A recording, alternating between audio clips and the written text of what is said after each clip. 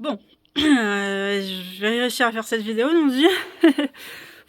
Bon, alors, j'ai mon chat Thor qui est tombé malade cet été. Et c'était la fin. Il a l'un de ses reins qui ne fonctionne plus. Le deuxième était endommagé et bouché également. Donc, la véto décide de faire une prise de sang pour voir ce qu'il en est. Donc, en fait, on mesure plusieurs taux différents pour les reins, là, parce qu'elle était sûre que c'était les reins, du coup, par rapport aux symptômes que je lui donnais. Les taux n'étaient même pas mesurables, tellement ils étaient catastrophiques. Donc là, elle arrive, elle fait une tête de déterré. Elle me dit, là, votre chat, il va pas bien du tout. Il est en train de mourir. D'ailleurs, c'est pour ça que je l'ai emmené chez le veto. Je sentais bien qu'il y avait un truc qui allait pas. Et en plus, ce couillon de Thor, c'est qu'en fait, il a pas montré, quoi. Vraiment, il l'a montré quand c'était la fin. Donc là, s'ensuit une écho pour voir l'état des reins. Et comme je vous dis, du coup, un rein qui était totalement HS. L'autre qui était un peu abîmé, mais qui a fonctionné encore. Donc, s'ensuit après une autre analyse. Je crois que j'ai pas très bien compris. Pour vérifier si c'était bien un caillot. Ah non, c'est ça. Attendez, là, en fait, elle me dit, voilà, il y a un truc qu'on peut faire. C'est mettre sous... Alors, je sais plus si c'est perf ou une injection, je sais plus. Pour essayer d'enlever le caillot qui bloque le deuxième rein. Si c'est bien un caillot qui bloque le deuxième rein. Un truc d'un genre. Elle me dit, il y a très très peu de chances que ça fonctionne. Et si ça fonctionne, il y a très peu de chances que le rein qui reste, entre guillemets, redémarre. Et si ça arrive, il y a très très très très très peu de chances que du coup le rein qui reste ait la capacité de filtrer, de faire le boulot en fait pour la totalité du corps. Donc je parle lentement parce que j'essaie de pas chialer. Voilà, c'est trop tard. Donc du coup,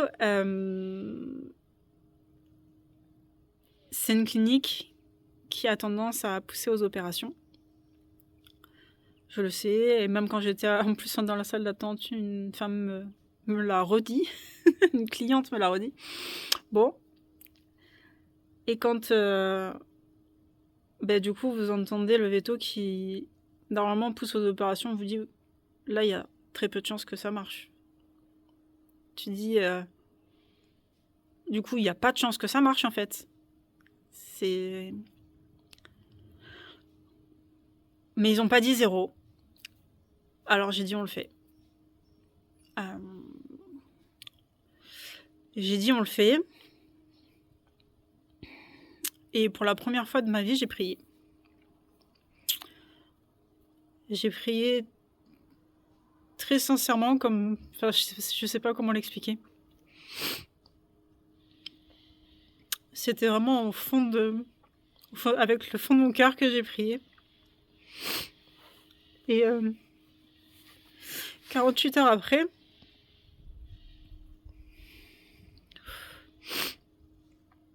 j'ai la veto qui m'appelle et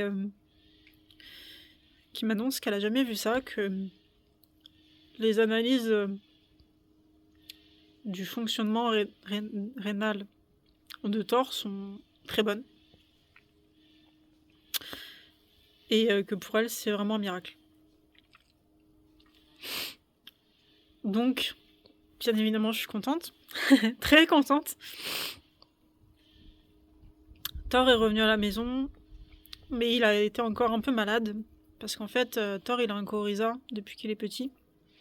Donc je pense que le fait qu'il était très affaibli a fait que le coryza est ressorti. Donc il était encore un peu malade à la maison. Et j'arrivais pas à vous faire de vidéo parce que j'avais toujours le pressentiment que, je sais pas, si je faisais la vidéo trop tôt, que c'était pas sûr que, je sais pas, que Thor il tienne le coup.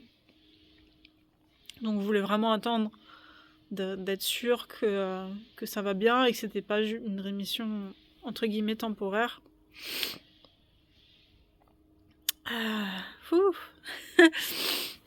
Donc voilà. Et sur le moment, j'avais beaucoup hésité parce que c'était une grosse somme d'argent. Mais en fait, dans ma tête, oui et non, quoi. Parce que Thor, c'est comme mon bébé, quoi. Il est très très proche de moi. Et il vaut largement tout l'argent du monde à mes yeux. Donc voilà, je ferai pareil pour n'importe qui de ma famille. Donc j'estime que Thor, il fait partie de ma famille. Il a toujours été là depuis le début, même de cette aventure. Je me souviens encore quand on avait acheté la maison au tout début et que je dormais dans la tente et que Thor, il était avec moi dans la tente en fait. Je laissais la tente légèrement entrouverte et le soir, dès qu'il entendait un bruit ou un sanglier ou je sais pas quoi, je l'entendais qui traversait la forêt au courant et qui rentrait dans la tente. Vous savez, un peu comme dans les cartoons, limite la tente elle part avec quoi. Donc voilà. Mais du coup, il faut savoir que ça a pris un gros budget sur le budget de cette année, qu'on n'a pas pu faire forcément tout ce qu'on aurait voulu. Et que je sais que je le fais jamais, parce que j'y pense pas, je vous l'avoue. Mais voilà, s'il y a des gens qui veulent nous aider à financer le traitement qu'a reçu Thor, je vais mettre le lien PayPal en fait pour que vous puissiez nous faire une donation. Je sais qu'il y a souvent des gens qui m'envoient des messages et qui me demandent, donc voilà, ça sera fait, ce sera l'occasion, ce sera une bonne cause. Je vous jure que ce chat est adorable. Un peu pot de colle, mais adorable. Voilà, donc je pense que du coup je vais réussir à reprendre les vidéos. Même si moi je me sentais un peu... Enfin, je me sens pas très légitime d'être sur YouTube parce que j'ai pas des choses à montrer toutes les semaines. Je fais des travaux pharaoniques. J'arrive pas à me filmer en même temps que je fais du bricolage. Je sais pas comment les gens y font. Mon bricolage, il se fait un coup ci, un coup là, j'ai 1 heure. Ah, il pleut pas. J'arrive pas. Mais bon, ça a bien avancé, donc moi je peux vous montrer les résultats de ce que j'ai fait. Mais c'est vrai que des fois je me sens pas très légitime sur YouTube. Enfin bon, c'est pas grave. Voilà, bon, allez. Maintenant, je vais vous filmer plusieurs vidéos à la suite de tout ce que du coup j'ai pas filmé pendant ces 2-3 derniers mois parce que je sais pas, j'y arrivais pas, tout simplement. Allez. Ça y est, cette page est tournée, on passe à autre chose. Et puis je vous fais des gros bisous et du coup je vous dis à la prochaine.